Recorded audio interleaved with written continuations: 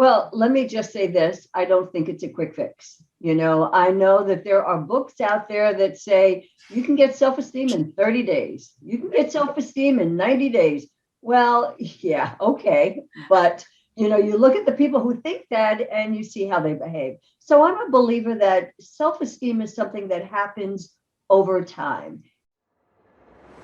Who are the world's most interesting people? And what fascinating, groundbreaking, incredible things can they teach us?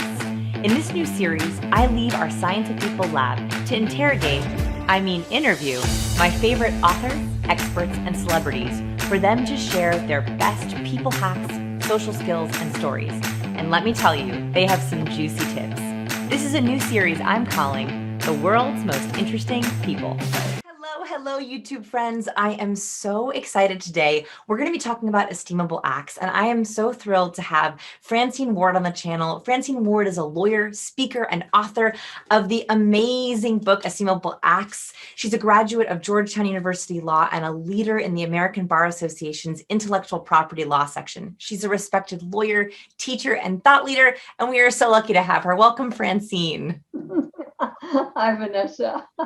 So you don't know this, but I've had this book for over a decade, and it's moved states with me. It moved. Oh my God, girl. Yes. It moved from California to Oregon to now Texas. I love this book so much. I wanted to know, before we get into it, what is an esteemable act? Okay, that's a really great question. And it's an important question because people often say, okay, Francine, you talk about esteemable acts. So actually, what are they? And esteemable acts are simply things that we do that genuinely make us feel better about ourselves. Not superficially, not like standing in front of the mirror telling yourself how fabulous you are, but actually doing things that really make you feel okay about who you are. So essentially, in its simplest form, that's what they are. Okay, so what gave you the idea for this amazing and beautiful work that you've done on Esteemable Acts? Like, where was the kernel that sparked this idea? Well, I cannot take credit for coming up with this concept myself. It was my mentor years ago, and it's not a secret. I'm in recovery a very long time. And, it was my mentor who, she saw what a mess I was. And I remember her saying to me one day, self-esteem comes from doing esteemable acts. Because at the time, I was somebody who thought I had it all going on. I was young, I was cute. I thought I really had everything going on and I had nothing. And I remember she said, you know what, if you really want to feel better about yourself, you need to be doing things differently. Her name was Louise Robertson, and she's now passed on. But she was the first one who actually talked to me about behaving differently, because for her, behavior was everything. She said, talk's cheap. Lots of people talk, you ask somebody if they love themselves, they're really quick to say, yes, I do. Look at me. But she said, you know how you really can tell if someone cares about who they are? How they behave, how they show up. So it was Louise that taught me about esteemable acts. I think that this book was a little bit of a prophecy because it came before this age of likes and comments. And one thing that I've seen not only plague my own idea of self, but also a lot of my readers and our students is we tend to think that self-esteem now is tied to our likes and our followers and how many people commented on a post. And what I quickly realized, and I don't know if you've seen this in some of your readers, is that you think that posting something on your Instagram or on your social media is going to make you feel great. And it does for a second. As you said, it's a superficial kind of a like, and you get a couple likes and comments.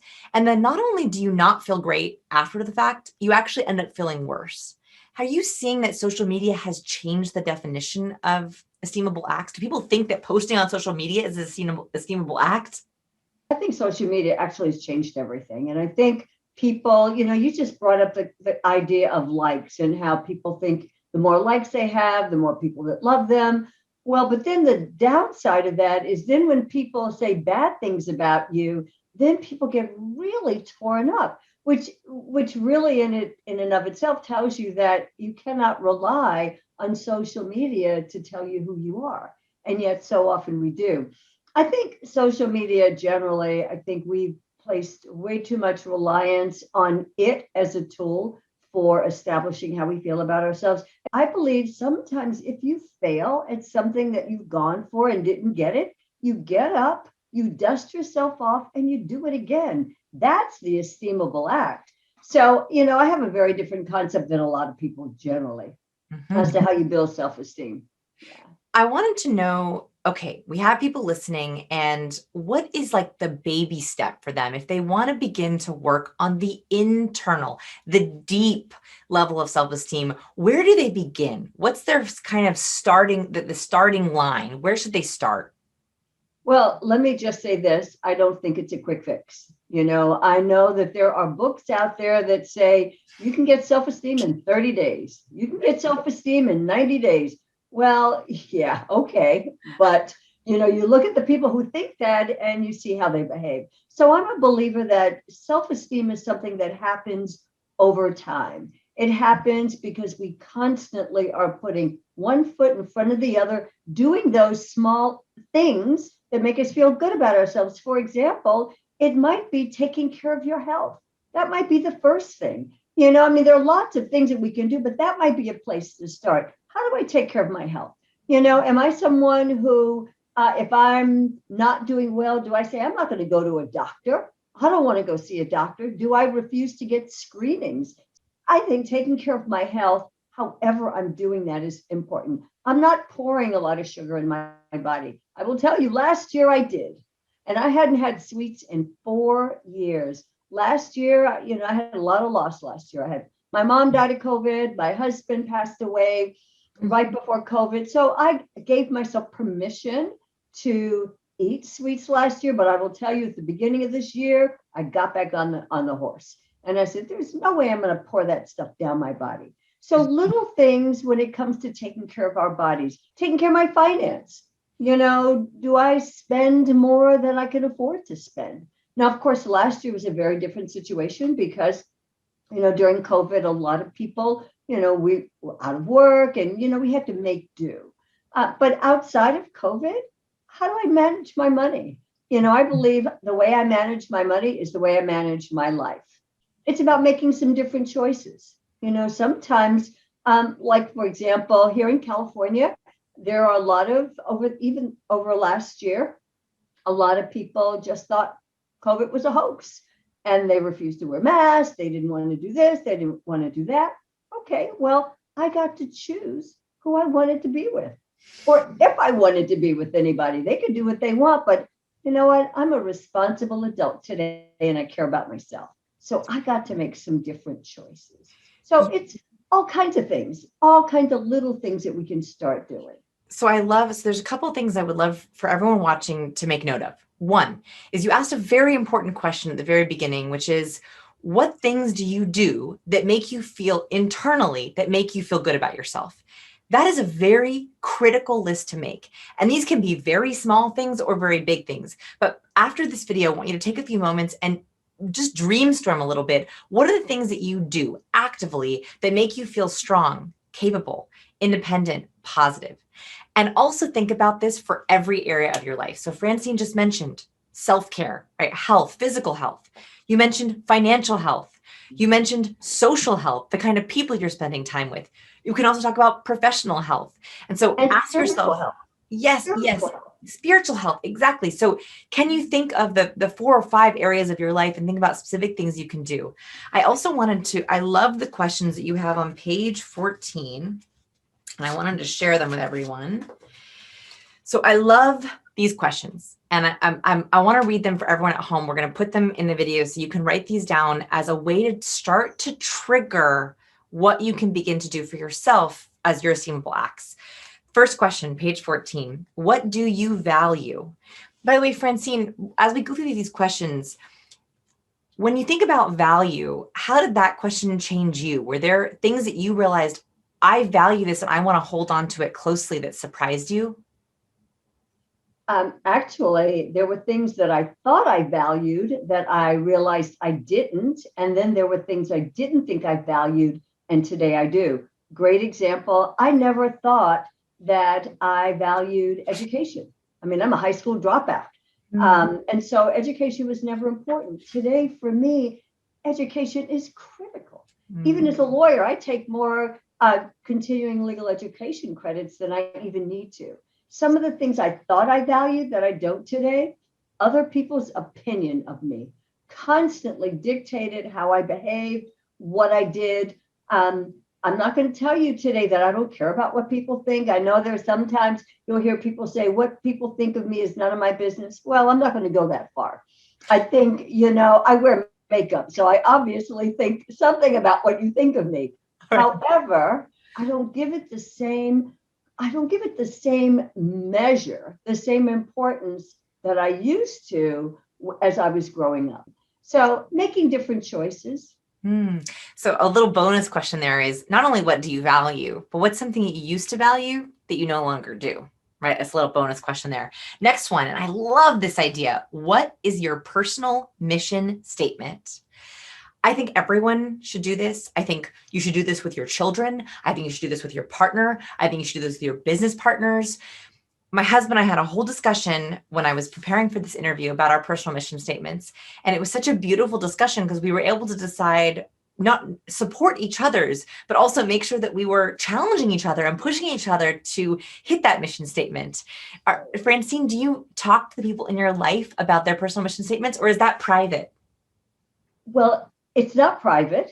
And I don't just bring it up to people who don't necessarily care about it. So I'm not someone who pushes my belief in that way on others. However, whenever I'm giving a talk, I always talk about it. And if someone comes to me and they want to know what drives me, what's my ultimate mission in life, I am very happy to tell them. And for me, my mission is, I want to be I want to live a purpose-filled, service-driven life. That's what I want.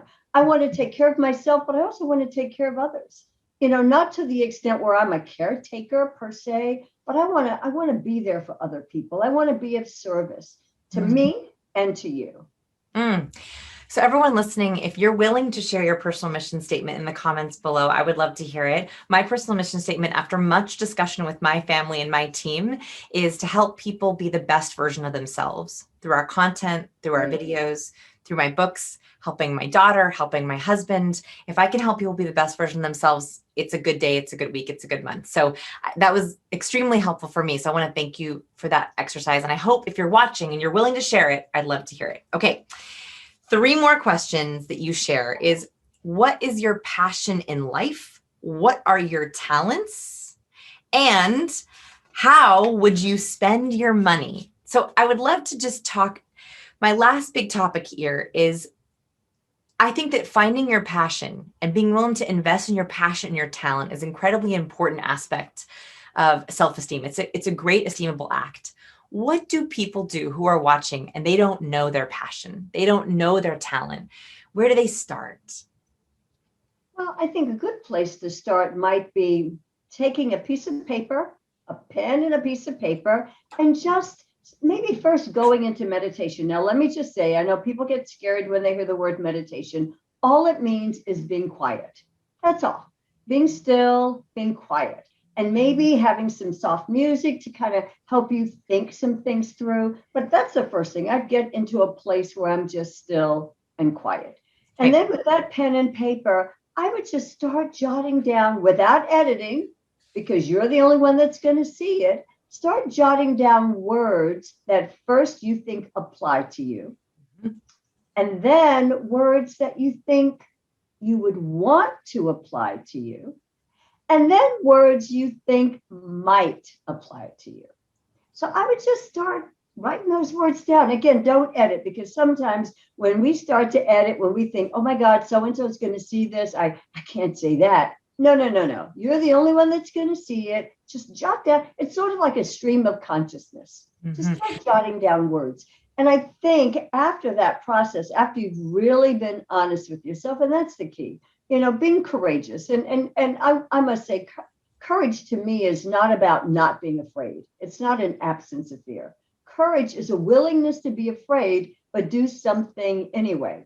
So just be courageous and just start jotting those words. And then afterward, just take a look.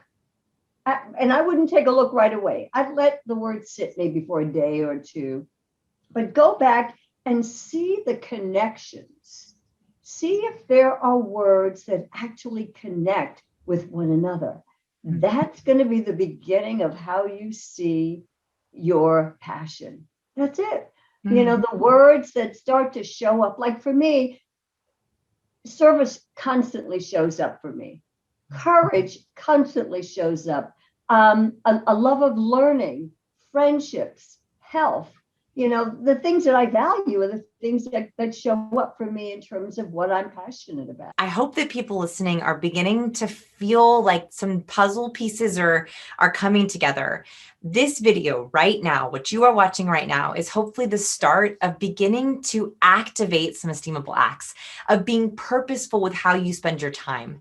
I think that's actually the biggest lesson from your book, is that it's actions, right? Esteemable acts is in there. Absolutely. 10 actions are in the subtitle. If you are watching this video and you are being passive, it's very hard to activate that self-esteem. And so this book is all about action. This video is all about action. It's answering these questions, your words, your ideal words, your might words. It's thinking about the acts that actually help you feel more like yourself and the best version of yourself.